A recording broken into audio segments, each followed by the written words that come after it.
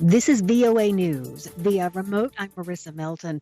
U.S. President Joe Biden paid tribute on Sunday to the nation's war dead on the eve of his first Memorial Day weekend as the country's commander-in-chief. Speaking from his home state of Delaware, Biden said, "We must remember the price that was paid for our liberties." He continued, "We must remember the debts we owe to those who have paid it and the families left behind. My heart is torn in half by the grief." Biden delivered remarks on the 6th anniversary of the death of his son, Beau, who served as a major in the Delaware Army National Guard, including a tour of duty with U.S. forces in Iraq, and died of cancer in 2015. The president spoke about the ravages of grief over lost loved ones and the promise of healing. He spoke of the pride of service to the country, saying, "This American creed is the connective tissue that binds us."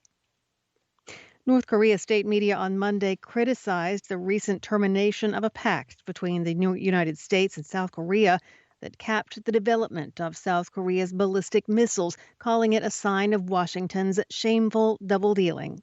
South Korean President Moon Jae-in announced the abolishment of the joint missile guidelines that had limited the country's development of ballistic missiles to a range of 800 kilometers after his first summit with U.S. President Joe Biden earlier this month. And a former ally of Prime Minister Benjamin Netanyahu on Sunday said he would seek to form a coalition government with the Israeli leader's opponents, taking a major step toward ending the rule of the longtime premier.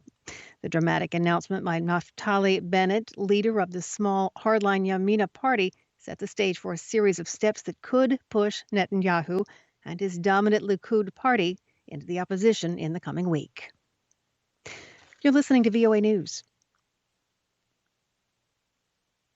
Brazil's President Jair Bolsonaro promised the Yanomami indigenous people in remarks released Sunday that there will be no mining on their land unless they want it.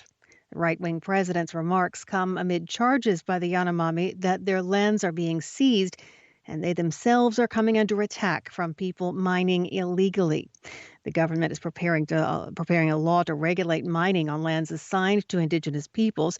The Yanomami people have been warning since last year of tense conditions on their vast reserve of 96,000 square kilometers. It's home to some 27,000 indigenous people. Tensions are running high in southeastern Nigeria as a former separatist region commemorates when more than 1 million people died in war and famine in the late 1960s.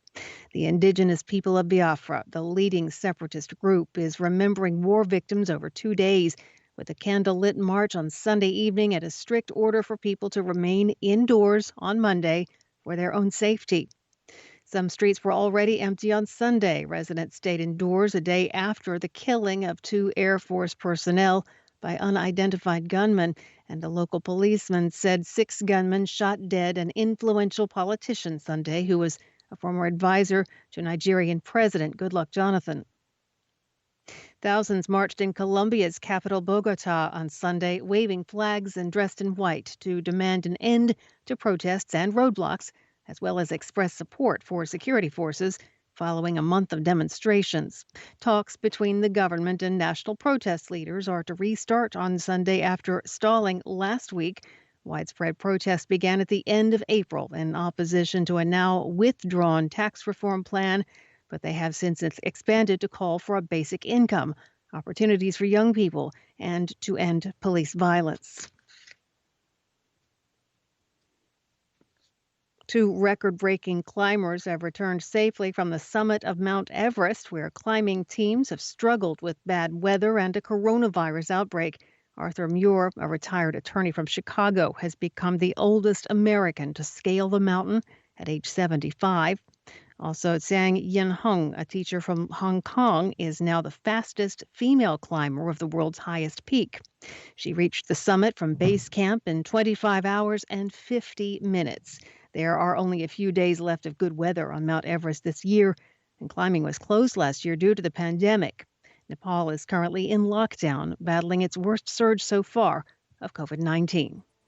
Via remote, I'm Marissa Melton, VOA News.